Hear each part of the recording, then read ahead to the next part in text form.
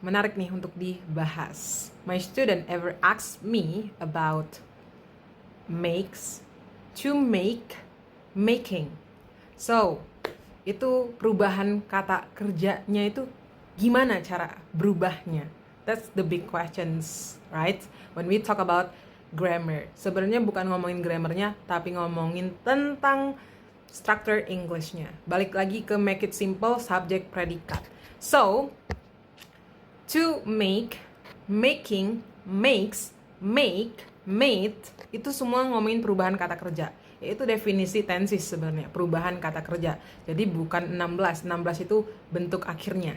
Jadi kalau kita bukan hafal 16 tenses, tapi kita paham konsep perubahan kata kerja tadi, we will easy to know the structure English. Nah, jadi, so, the question is, how we understand using makes, make, made, to make, making. Oke. Konsepnya subjek, predikat. So, this the structure. Jadi, dalam subjek ini dan predikat ini, kita harus tahu dulu ciri-cirinya. Of course, subjek itu can be everything, right? Kayak nama, kota, dan lain-lain. Predikat itu udah pasti.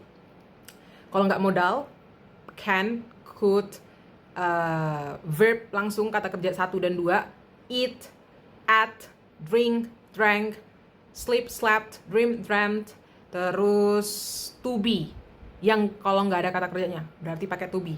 Am, is, are, was, were. Oke. Make it slow.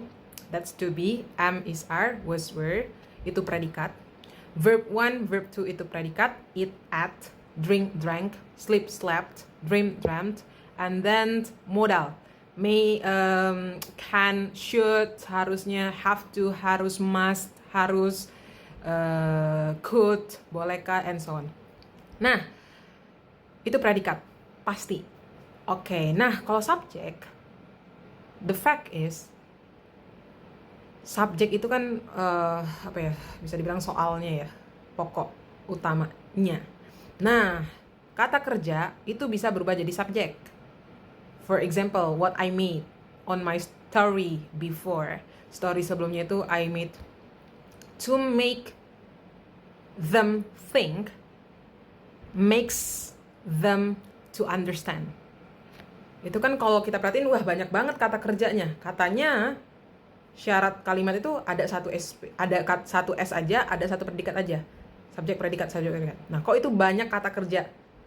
To make them think, berpikir think, makes them to understand. Ada banyak kata kerjanya ya. So here we go. To make itu udah bukan kata kerja lagi, tapi udah jadi subjek.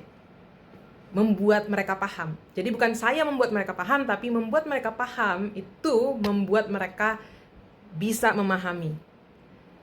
To make them think, kata keduanya adalah think. Untuk membuat mereka berpikir,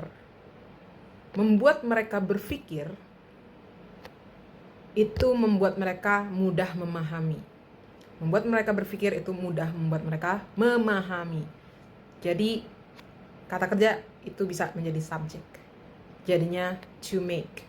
Atau di verb ingkan, making. Nah, itu bedanya gimana to make sama making, itu nanti next part kita bahas. Namanya gerund and infinitive. Oke, yang penting kita tahu dulu ternyata kata kerja bisa jadi subjek. Kalau udah jadi subjek, dia bukan verb murni lagi, bukan verb one lagi, tapi udah pakai to make, kalau enggak making. To make understand. To make them think. Itu jadi subjek, to make them think. Makes-nya itu baru kata kerja. Kenapa makes-nya ada S-nya? Karena aktivitas ini dianggap tunggal. Abstrak kan? Membuat orang berpikir tuh abstrak. Dan yang abstrak di English itu dianggap tunggal. Makanya make-nya ada S-nya. Karena kata kerja yang ada S-nya itu untuk abstrak, untuk single subject.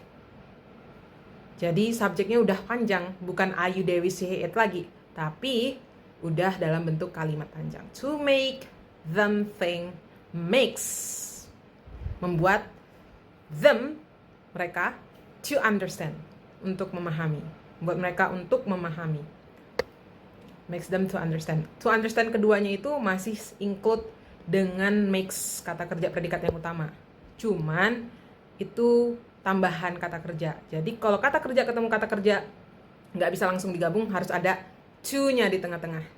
Contohnya misalnya siap-siap pergi ke sekolah, bukan prepare go to school, prepare to go to school.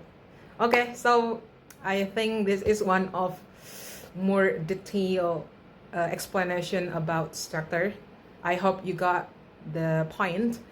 If you are not understand, if you are not easy to understand this explanation, it's okay, take it slow. But the point is, ngomongin subjek predikat, subjek itu bisa dari kata kerja yang dia bukan kata kerja verb 1 lagi, bentuknya berubah jadi to verb 1 or verb in.